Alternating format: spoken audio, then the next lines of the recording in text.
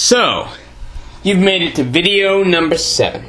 You think you're something, huh? Think you're a hot shot now. You think you know what you're doing, right? Well, you're wrong, little maggot. You are wrong. Slap you across the face like that leader of Iran got slapped. No, seriously, it's like in the news, dude. The leader of Iran got slapped. It was amazing. But back on subject. You think you're cool, but you're not.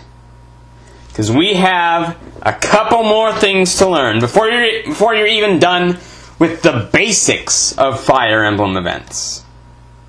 So are you ready to embark on the last basic video for this series? Then after this it gets into the nitty-gritty, harder-y stuff. Like my next video is going to be on conditions, and that, like conditions for events, and that is going to be, that'll be interesting. So, let's see. There's conditions. What am I looking for? Oh, yes, I do recall. I am looking for the file labeled Arches Files for Maggots. And what I'm going to cover first is something I should have covered a while ago, the ending event, obviously. Get rid of that crap. Okay, so in this video I'm going to teach you more event codes to do stuff with your scenes. But before that, I just want to cover ending event. Ending event is triggered by either the defeat all for route ending event, defeat boss ending event, or a seize code that links to the ending event. Now, the only thing different about the ending event from any other event is this, MNCH. Now what that code does is it sends you to the next chapter. It prompts the save screen, you save, and then you go to the next chapter. Okay? So, let's open up our handy-dandy Nightmare modules. And, okay, so you see that little number right there, the 0x00? That's the chapter ID. So 0x01 for chapter 1, so that's the ID for the next chapter. So we're going to put 0x01, and that will take us to chapter 1 once this chapter is beaten. Note to self, get rid of these. And something else I forgot to cover in the last chapter, or episode, I mean, is this. You just want to have this in every event. Cause game over if Lord dies. I mean, that's pretty self-explanatory. I don't feel I should need to go any further. Alright, so the first little thing I'm going to teach you is more with music. So we have Muse 1, right? And that should be all we ever need, right? Wrong. Check out Muse 2. I say Muse because it's a reference to Greek mythology in some way. I know that. So, Muse 2, what it does is it loads a song, but it also remembers where the last song left off. So, when this event ends, the map song... Actually, wait, I'm doing... Okay, for the Jasmine Lynn conversation. After their conversation is done, the map song will continue as just where it left off. So, you're going to have Muse 2 and then Muir. Muir restores the song to its last position. And then for parameter, I just put 5. It's my favorite number for event hacking. So, let's do that. Just prove to you that it works because, I mean, why should you trust me? I've only been doing this for like over 2 years, I think. Ever since the Event Assembler was out. I actually beta tested the Event Assembler, I believe. So, I know a bit about what I'm doing. Okay. Let's go there, because we know that they're going to show up. Okay. Okay, talk.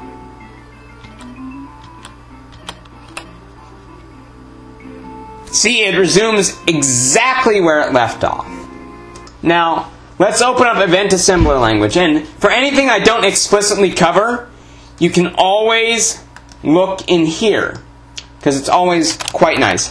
Let's look up text codes, because there's more than just text 1. Okay, this is the code for more text. So, say you want to change the music in the middle of a talking scene. What you do is you'd cut off the text 1 and the text in that slot. Then you'd use Muse1. You know what? This is, let's show you this. Where to show this. Okay. Then more text. 0x08 13. Okay, we're going to change the music. Muse1. Okay?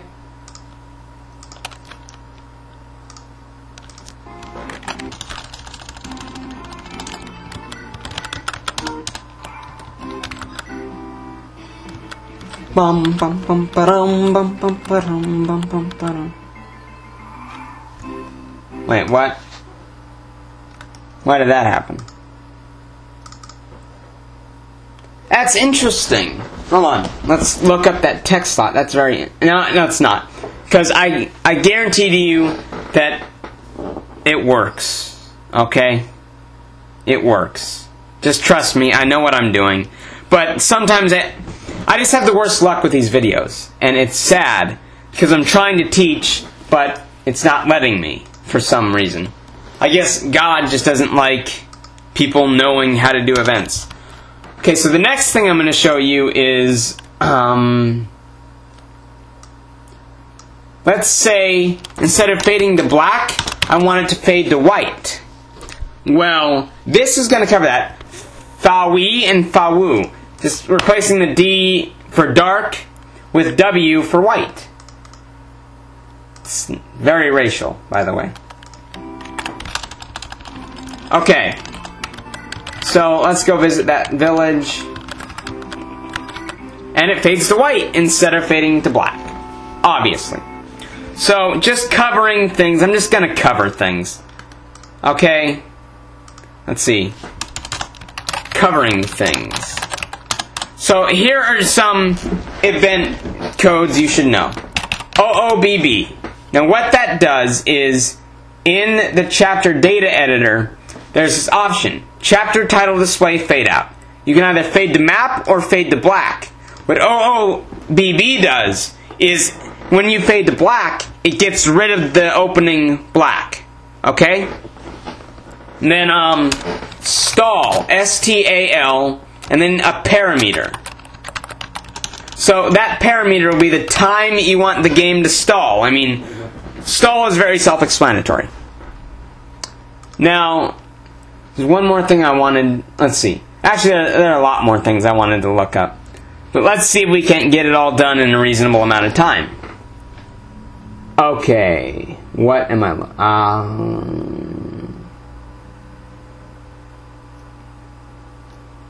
see, it's somewhere. Okay, movement. Movement speed. Let's make... Okay, so... we are going to move Lynn.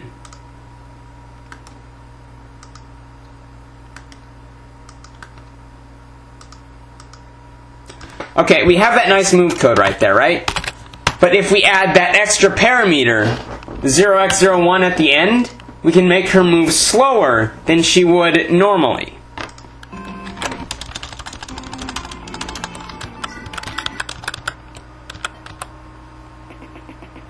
See, that's really slow. There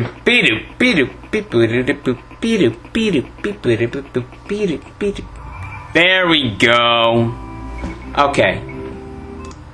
Oh yeah, I was doing the text codes that we should cover. Text 2 shows text. I don't really know what the difference with that is. And then here's text if Elwood mode. So, text ID 1 is Elwood mode, then text ID 2 is Hector mode. And then there's more text if Elwood mode that does what more text does, but with the mode condition.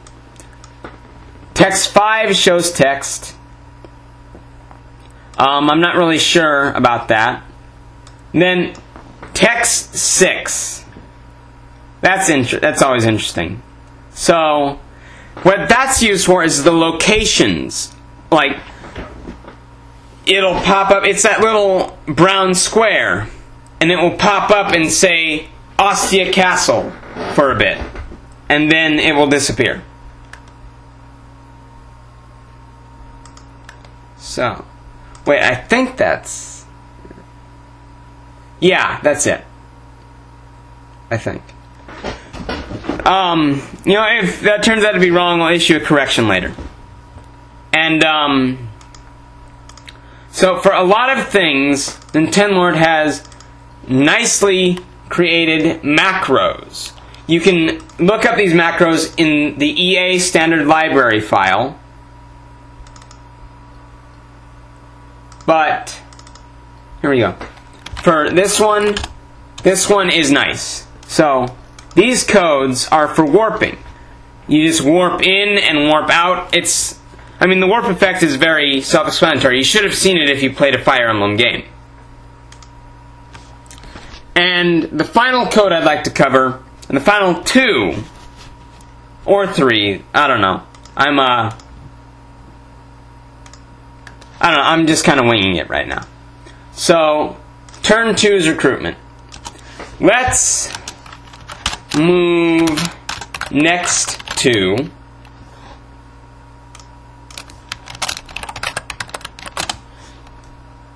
character to move, and then character to move to. Let's do that. So, Jasmine Lynn T.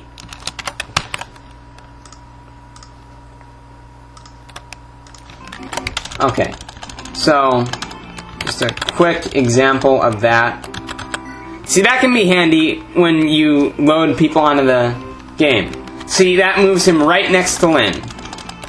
And so, let's say we move Lynn to a different spot. See, right there. So, let's see. God dang. There's still more to cover. Okay, so back to covering things. CMON and CMOF. Now, explaining these. When a unit is told to move, as you just witnessed, the camera follows that unit. No, let's see if I can get a good example of this. Okay, so let's move Lynn up there. Okay, so Jasmine is moving, and then the camera follows him, right? Well, CMOF, it disables that following. So, let's say, hold on. Let's do that again. Add an enum because I forgot that. But then CMOF. And let's do the exact same thing again. And watch as the camera doesn't follow Jasmine. Okay. See? It's useful for making units like run off the map, and then you can use DISA to get rid of them. And then if you want the camera to follow units again, you just use CMON. Cam follow on. And I think that's going to wrap it up for this chapter. I know it was really heavy on learning codes, but at this point you have like the infrastructure down to be able to do these things, at least I hope. And so all that's really left is to show exactly how to do what. And I hope you've enjoyed this. I'm pretty sure that covers all of the basics that are needed to make chapters. In the coming episodes, I will cover the more advanced topics like conditions, fight scenes, and just stuff like that. But I hope you've learned something, and good day, and good luck.